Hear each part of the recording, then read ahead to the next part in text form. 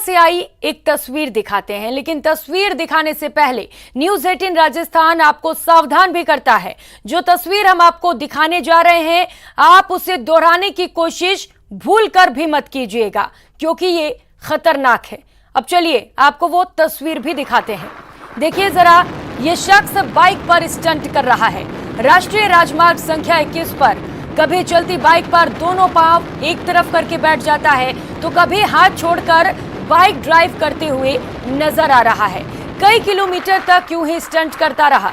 जैसे ही बाइक सवार के आगे दो ट्रक दिखाई देते हैं, तो वे अपने पैरों को तो बाइक पर सही तरीके से रखता है, लेकिन दोनों ट्रकों के बीच हाथ छोड़कर बाइक चलाता है। और इसके बाद जब बाइक सवार को आगे फिर ट्रक दिखाई देता है, तो वो सर्विस रोड पर गाड़ी ले जाता है।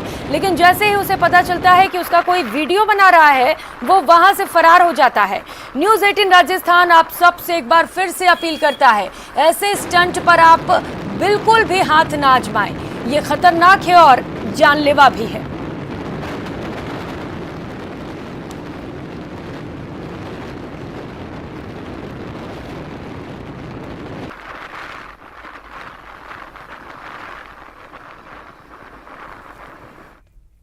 खबर जयपुर से है। जयपुर के नाले में एक युवक गिर गया। शिवदासपुरा इलाके में नाले में एक युवक गिर गया। हादसे में ये युवक करीब 30 फीट नीचे नाले में बहने लगा। 1 घंटे की मशक्कत के बाद इसे सकुशल बाहर निकाला गया है। सिविल डिफेंस की रेस्क्यू टीम ने इसे बाहर निकाला।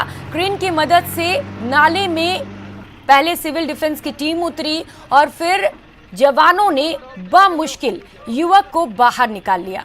तो ये तस्वीरें भी आपको दिखा रहे हैं। रेस्क्यू ऑपरेशन की तस्वीरें हैं, जहां पर एक युवक नाले में जा गिरा था। इसके बाद जवानों ने कड़ी मशक्कत के बाद करीब 1 घंटे यहां पर जद्दोजहद की। उसके बाद धीरे धीरे नाले में उतरे और युवक को बमुश्किल और सकुशल नाले से बाहर निकाल लिया।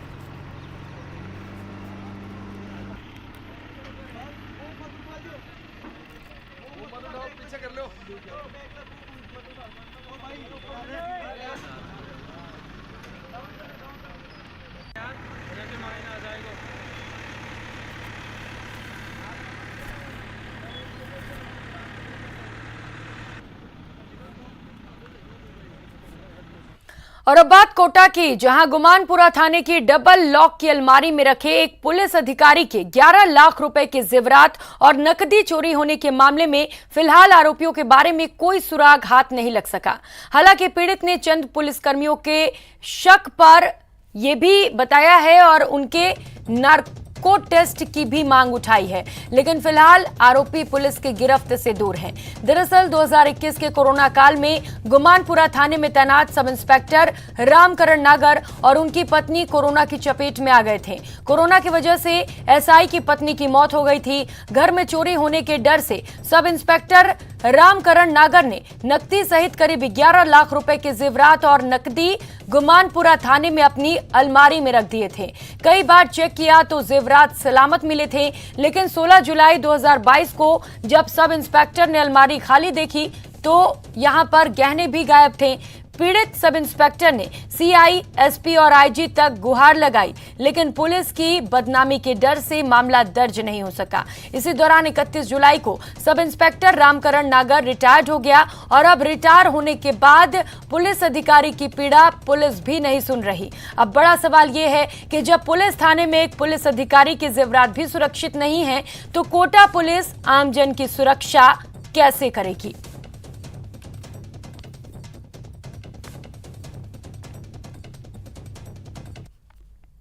एक रिटायर्ड पुलिसकर्मी हैं श्री रामकरण जी, जो सब इंस्पेक्टर की पोस्ट से रिटायर हैं। उन्होंने अपने पत्नी के गहने थाने से गुम होने का आरोप लगाया है। उस आरोप की जांच के लिए उस थाने से अलग एसएचओ हैं विज्ञान नगर श्री देवेश जी, उनको जांच दे दी है। वो उसके बारे में पूरी तफ्तीश कर रहे हैं कि यदि थाने से अंदर से गुम हुए हैं कि कहाँ से क्या चोरी हुई है, इस बारे में पूरी जाँच की जाएगी ढंग से। और चूँकि सीआई साहब काफ़ी अनुभवी हैं, इस वजह से उनको ये मुकदमा दिया है ताकि हर प्रकार के एंगल पे इसमें जांच की सके और जल्दी से जल्दी।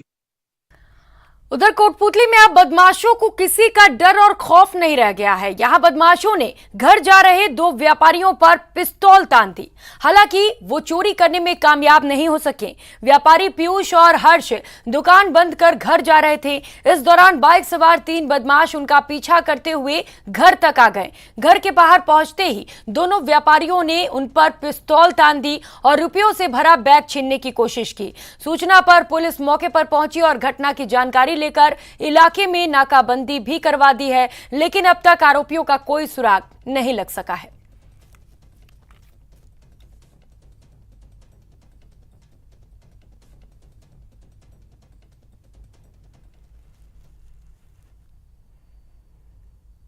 दुकान बढ़ा के घर जा रहे थे। हाँ। और घर के पास में 3 मोटरसाइकिल वालों ने बंदूक लगाकर बैग खींच के छीन के ले गए। कहाँ की बात है ये? पटेल कॉलोनी। तो आप लोग कितने लोग थे, कैसे क्या हुआ ये पूरा? 2 लोग थे वो आप? 3 जने थे मोटरसाइकिल पे। और बैग में कितना क्या क्या कैश या कोई सामान क्या था? सब दुकान के कागज़ थे, कैश नहीं था। तो पुलिस को सूचना दे दी आपने? हाँ जी। उधर भीलवाड़ा में भीमगंज थाना क्षेत्र में युवती की लाश मिलने के मामले में पुलिस ने खुलासा किया है। युवती की हत्या आपसी रंजिश के चलते की गई थी। युवती के जीजा ने हत्या कर मध्य प्रदेश में जाकर खुद आत्महत्या कर ली थी। इससे पहले सोशल मीडिया पर आरोपी ने एक स्टेटस भी लगाया, मार कर मर रहा हूं। दरअसल मृतका अपने पति को छोड़कर जीजा के साथ भाग गई थी। इसके बाद वे पति पत्नी की तरह रह रहे थे। वहीं दोनों के बीच आपसी मतभेद के चलते वारदात को अंजाम दिया गया। इस पूरे मामले की पुलिस गहनता से जांच कर रही है।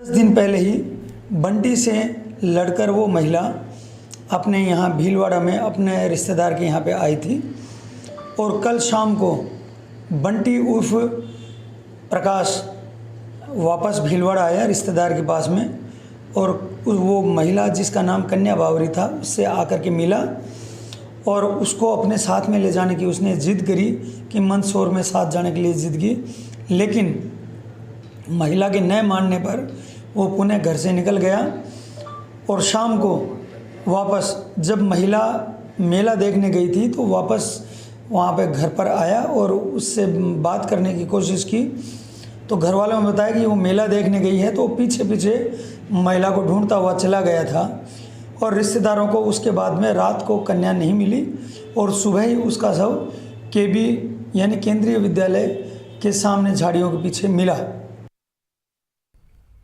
और खबरों में आगे बढ़ेंगे। श्रीगंगानगर पुलिस एक सप्ताह में दूसरी बार दागदार हुई है।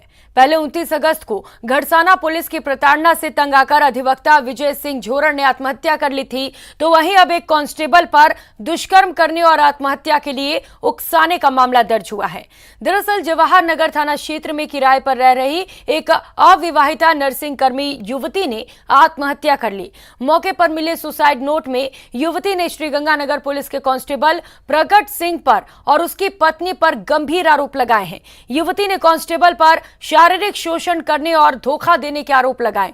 इसके साथ ही उसने अपने माता पिता से सुसाइड करने के लिए माफी भी मांगी है। आरोपी कांस्टेबल प्रगट सिंह पुलिस लाइन में कार्यरत है और हादसे के बाद से ही फरार चल रहा है।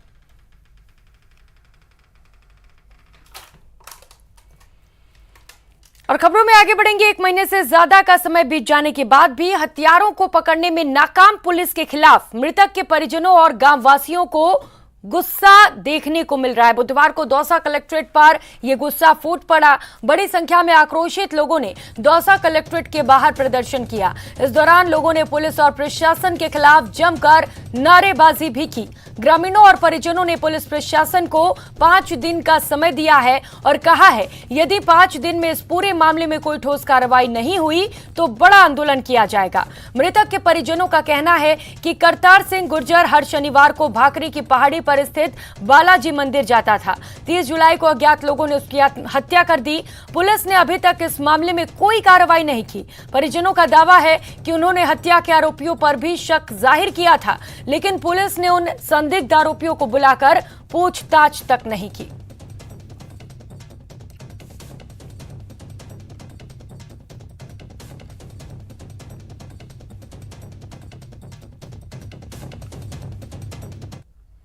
ये मेरा भाई था, इसको मतलब 1 महीने पहले वहाँ गया था।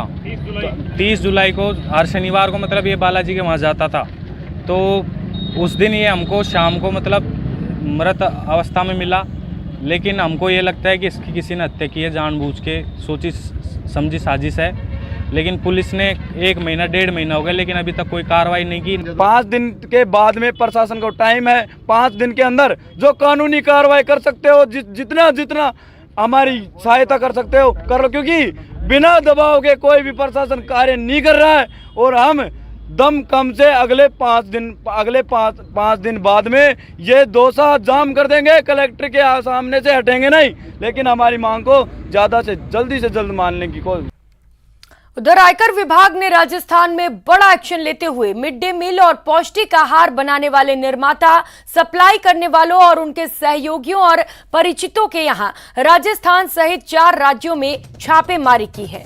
खास बात यह है कि छापेमारी की जद में गृह राज्य मंत्री राजेंद्र यादव भी आ गए हैं। उनके ठिकानों पर भी छापेमारी की जा रही है। कोटपुतली में पैकिंग फैक्ट्री में छापेमारी की गई है। स्क्रीन पर आप 4 तस्वीरें देख पा रहे हैं जहां आईटी के छापे मारे गए हैं। जयपुर, कोटपुतली, भीलवाड़ा और उधम सिंह नगर से ये तस्वीरें सामने आई हैं जहां पर आईटी ने रेड मारी है और मामले पर अभी भी कार्रवाई जारी है।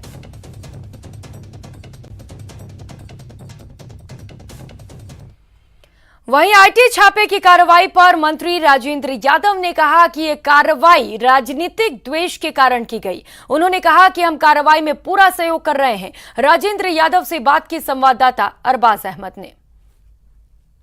गृह राज्य मंत्री राजेंद्र सिंह यादव हमारे साथ में मौजूद हैं। जो पूरा घटनाक्रम हुआ, इनकम टैक्स के छापे पड़े, क्या सर पूरा मामला है? अगर देखा जाए एक तरह से बड़ा हड़कंप मचा हुआ है, और हकीकत क्या है, हुआ क्या?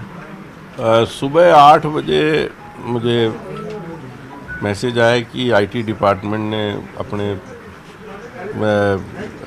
फैक्ट्रियों में और इसमें सर्च के लिए आए हैं।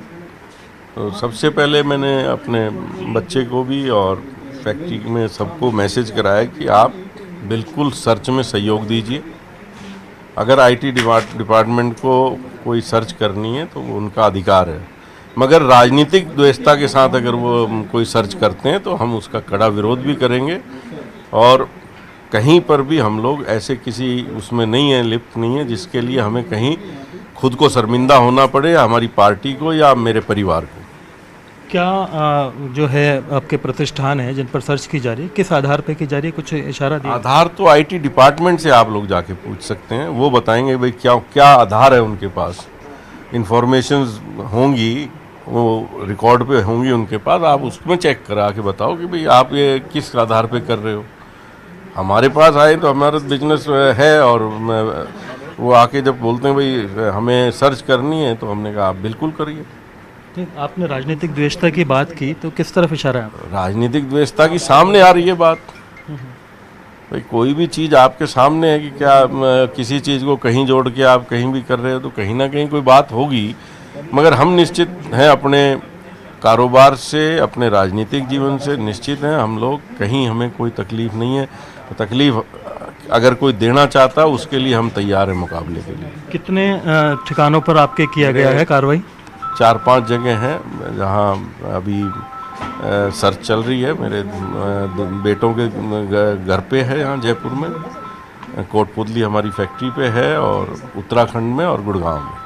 सभी जगह एक साथ एक ही समय पे किया गया या कोई पहले से? एक साथ। अभी जो बच्चे हैं आपके वहाँ मौजूद हैं, कितने टाइम से चल रही है, कितना समय उनको दिया गया? 8 बजे से चल रही है, और अभी वो जांच कर रहे हैं, उनका सर्च पूरी होगी, सीजर बनेगा, जो आएगा सामने पता लग जाएगा। सीजर को लेकर के अभी कोई अनुमान नहीं है कि किस चीज़ का क्या है? सब चीज़ें खुली हैं, वो तो रिकॉर्ड पे आएंगी तो पता लगेगा कि वो क्या चाह रहे हैं और हमारे पास क्या है, सब चीज़ें आप।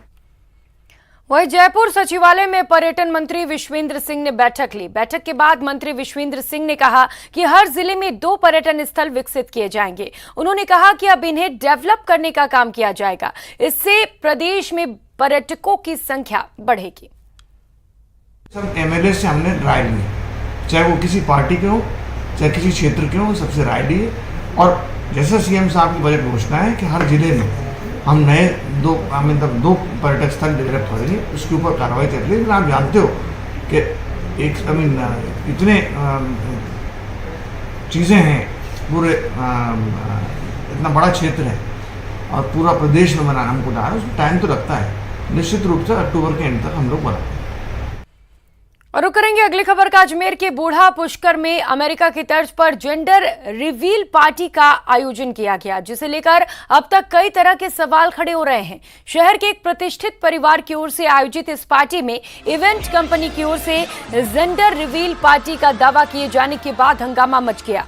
आरोप है कि इस पार्टी में नीले और गुलाबी रंग के गुब्बारे लगाए गए, जो कि मेल और फीमेल बच्चे होने का संकेत माना जाता है। इस पार्टी में शामिल परिवार के लोगों ने जश्न मनाया और पार्टी की भ्रूण जांच के बाद बच्चे के लिंग का पता चलने के बाद इस तरह की पार्टी का आयोजन पश्चिमी संस्कृति का चलन है, लेकिन भारत में इस तरह भ्रूण लिंग की पहचान उजागर करना भी प्रतिबंधित है। इस मामले का खुलासा होने के बाद सीएमएचओ ने पीसीपीएनडीटी सेल को मामले पर जांच के आदेश दिए हैं। वहीं इस पूरे मामले का खुलासा होने के बाद रिजॉर्ट मालिक भी मीडिया के सामने आए और सभी आरोपों को खारिज करते हुए इसे सिर्फ एक बर्थडे पार्टी बताया और इवेंट कंपनी की ओर से जेंडर रिवील पार्टी के दावे को खारिज किया। इस बुलेटिन में फिलहाल इतना ही। नमस्कार।